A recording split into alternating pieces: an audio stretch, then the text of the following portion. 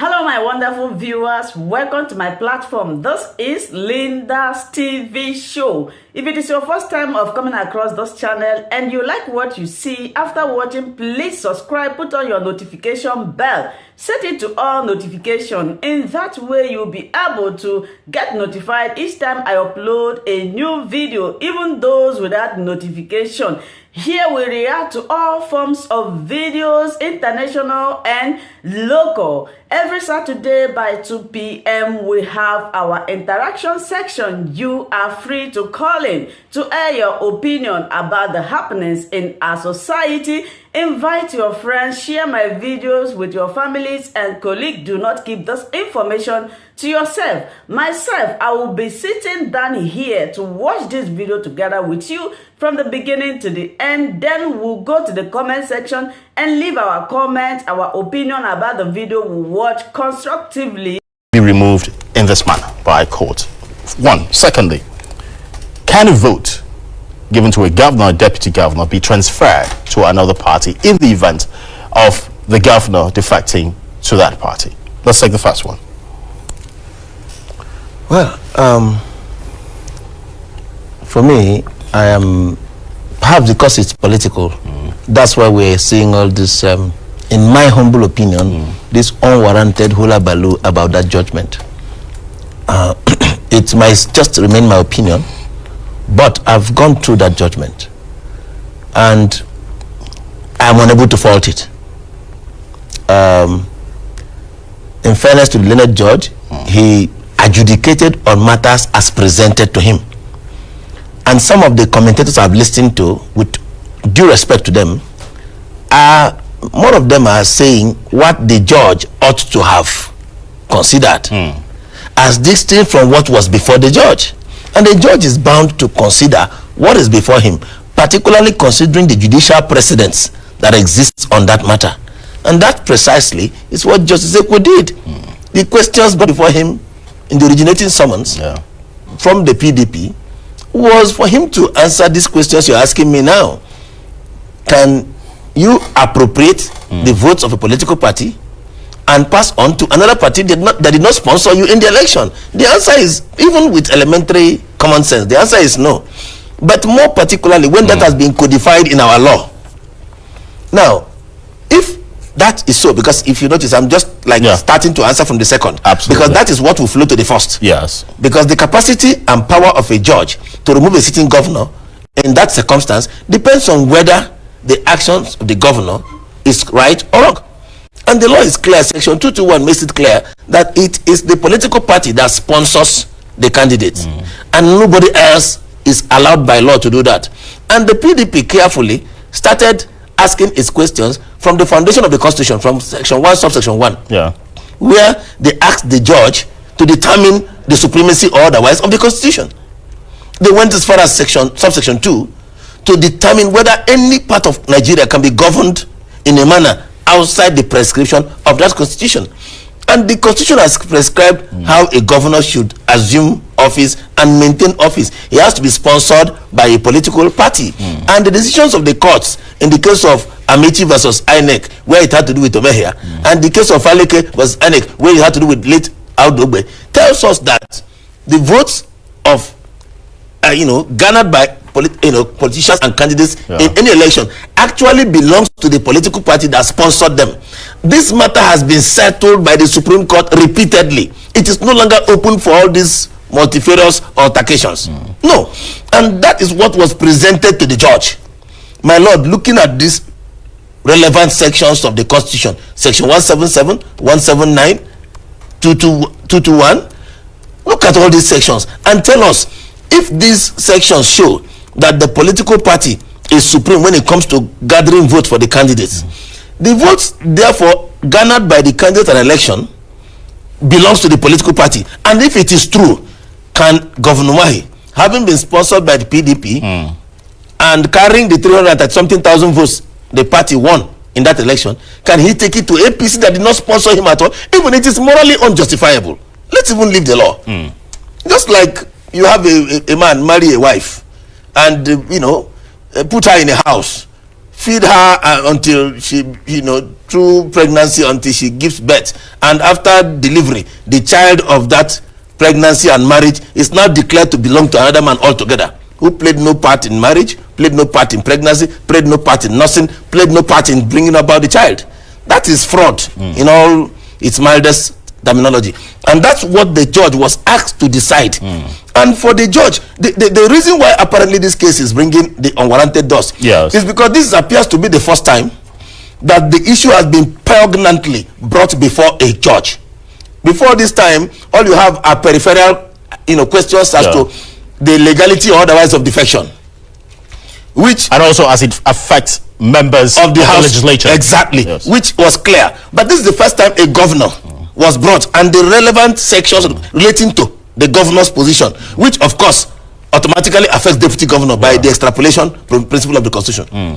And the judge had the courage to look at the law dispassionately and pronounce on the consequence. So if the judge agreed with the questions put before him, that the votes belong to the political party and that you cannot appropriate the vote of a political party and transfer it automatically at your whims and caprices to another political party that played no role just by mere act of defection. Just said no. By so doing, you have lost the right to enjoy the entitlements of that vote. What you now become entitled to is the vote that was called by the new party you have decided to join, because you are supposed to inherit all the assets and liabilities of that party. So in my humble opinion, the judgment was sound, was perfect. And that's why the NBA, a body I belong to, a lot of us had discussions before the NBA president issued that statement. He was actually speaking the mind of majority of Nigerian lawyers who felt insulted, who felt offended by the vituperations of Governor Umahi. Those vituperations were totally unnecessary. They were uncalled for. You go to court not to win. You don't go to court and determine that I must win every case. You're supposed to bring all your law, all your facts before the judge. But when the judge, in his wisdom, in appreciation of the provisions of the law, relevant provisions of the law, analyzing them, have come to a judgment, even if you don't like that judgment, even if it's against you, even if you disagree, which you are entitled to, that's why we have the appellate courts. The rightful course is to go on appeal. But to sit back first, dismiss the judgment, insult the judge, castigate the judge, abuse the judge, call him all kinds of names, call him a hatchet man, describe his judgment as the product of corruption without a scintilla of evidence to show that the judge was in any way prejudiced or biased or induced to give that judgment. That for me was the height of arrogance, was the height of executive recklessness and impunity exhibited by Governor Umahi. And I was happy that the NBA rose up instantly to deprecate that heinous misadventure.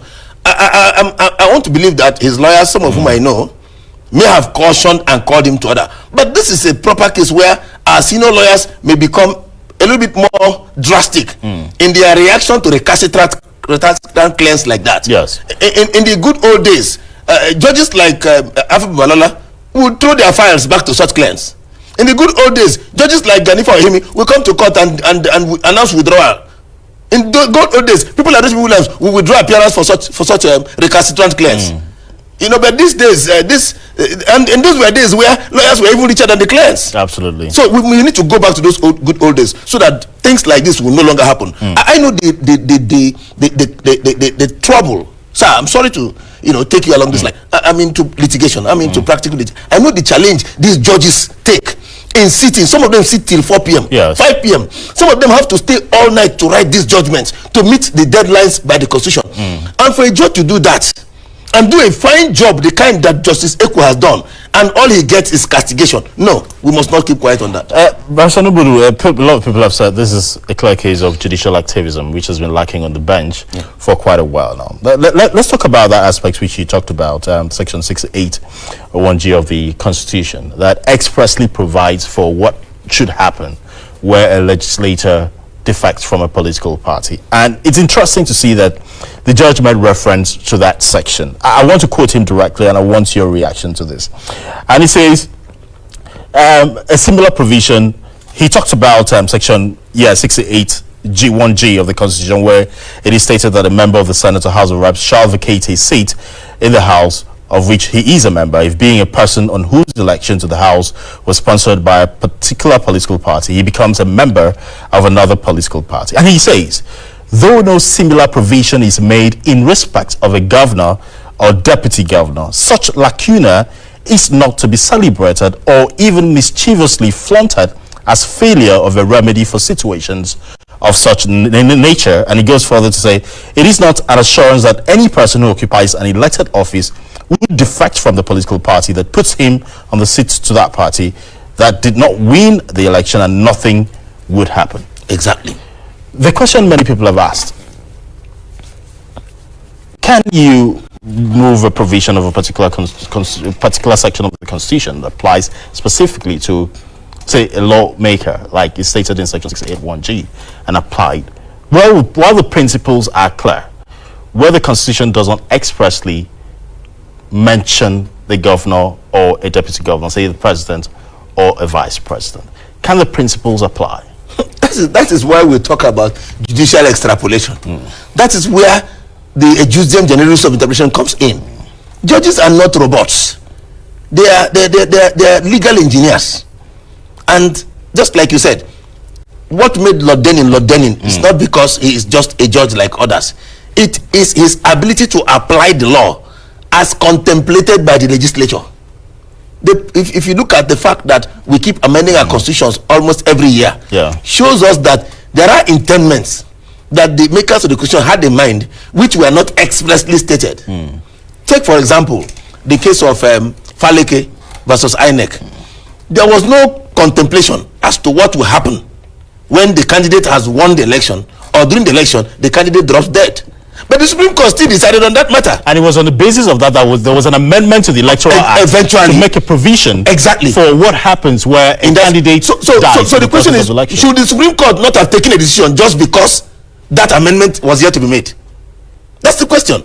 So a sound judge like Justice Ekwo, I'm not trying to flatter him, but the man has shown diligence in recent times. If you remember, this was the same way he took the radical position with the Bayelsa State governorship election, and that decision was affirmed by the Supreme Court. Even though initially set aside by the Court of Appeal, was eventually affirmed by majority, in fact conclusive, of the Supreme Court. So he has had similar kinds of judgments where people will scream like this one now. I can foretell that it will be confirmed, even if anything happens in the Court of Appeal, which I don't foresee.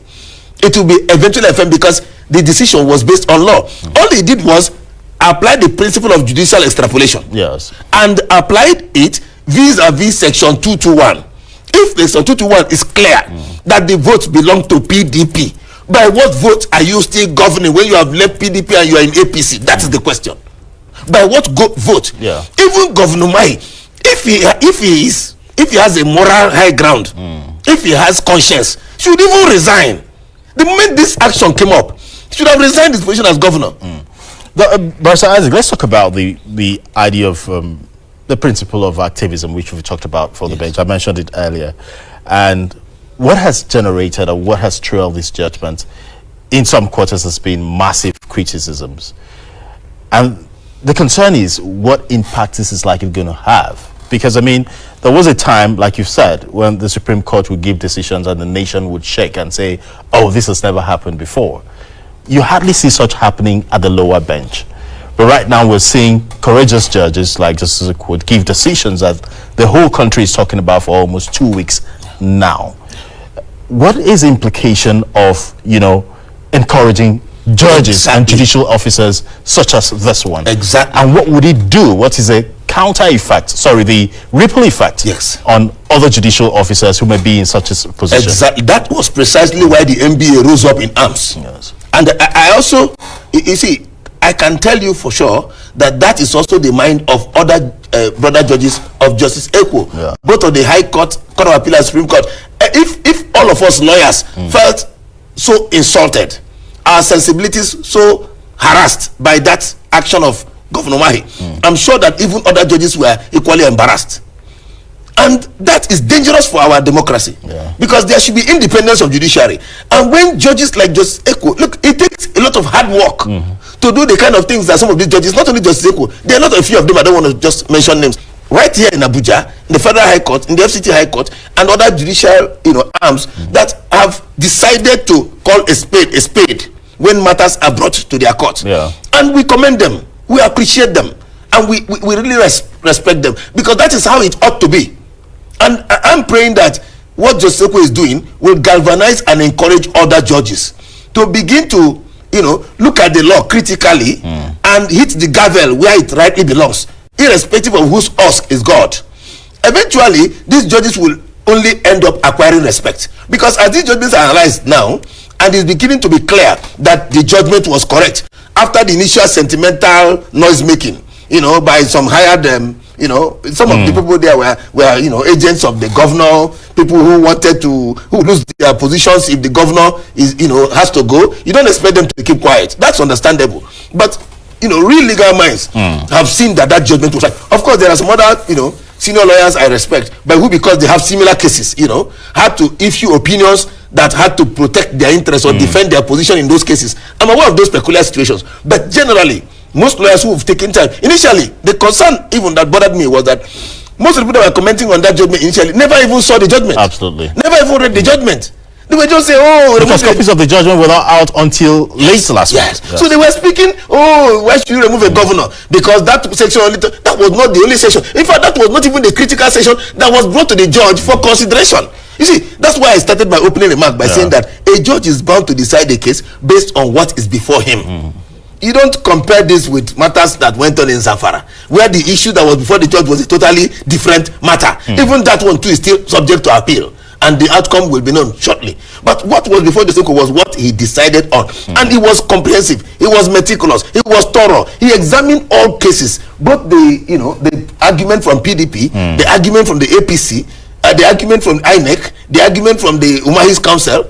And what bothered me was the same Umahi who was guilty of hatchet jobbing, who was guilty of forum shopping, who did everything to frustrate the will of progress of justice, was the one who had the guts to come on air to castigate an innocent judge. This was a man who, while this case was pending and had gone to the point of final written addresses, and the matter had been adjourned for judgment, this man rushed to Abakaliki, a high court under his control, and got an APC, not PDP, to file action against him, leaving out PDP, that was the main party, and got judgment in his favor. And got judgment in his favor, just to prevent, which is the basis upon which he has gone back with an ex parte application to get an enforcement order to say he still remains as the governor of the state. A man who was doing that kind of legal gerrymandering, should have been hiding his head in shame. How does because at the same time you also ask questions about the judges who make pronouncements in such cases when there are similar cases at courts of concurrent level, and how the clearinghouse, the agency, should handle that issue came up recently. If you remember, in the Anambra State governorship run-up to that, where all kinds of ex parte orders were flying from Gusau to Anambra to Owerri to Abia to Abuja, all kinds of things were flying. I'm hoping that with the ongoing computerization, with ongoing reforms going on in the judiciary, a time will come when it will be very easy. I mean, the banks have done it. You go try to open an account in as remote as Bayelsa. But would Umahi be right if he says that the judgment in Abakaliki came first before the judgment in the FC? The judgment in Abakaliki should not even have commenced. That court should not even have sat on that matter if what I'm telling you now is already in place. Because the case in Abuja was already in existence and had progressed to the point of final written address. So any action by the same party or on the same subject matter with the attempt of trying to frustrate does it look as if he was trying to preempt the outcome of the case in Abuja? He already knew the outcome. He was trying to frustrate it. That's why I called it a hatchet job. So that man who did a hatchet job and unfortunately failed because of the courage of the judge. Because if it was a judge who did not understand the law, like Justice Eko, who did not have the law at his fingertips, and who did not know that by law, since the issues in Abakaliki were different from the issues before him, and the parties there were different from the parties before him, that judgment had no effect on what he was doing. Some judges would have been confused by that. But if not for the brilliance and courage of that judge, Justice Governor Umahi was out to embarrass the judiciary, and having failed so, he now came open in the media to do so. That was very unfortunate, and I think that every right right-thinking Nigerian should deprecate such conduct, and whatever punishment Governor Umahi deserves, he should get it to serve a deterrent to others. We'll see how this case turns out as it climbs up the apex bench. Thank you so much, Barrister Isaac Nnamdi, for your time with us on. Thank you so much, my wonderful viewers, for watching this video together with me from the beginning to the end. Like I said before, if you like what you see here, if you like what I do in this platform, as you have finished watching this video, please hit that red button that says subscribe and put on your notification bell to all notification. In that way, you'll be able to know when I upload a new video. Share my videos, leave your comments in the comment section constructively. Until I meet your way again in my next video, I still remain your Linda's TV show. Bye-bye.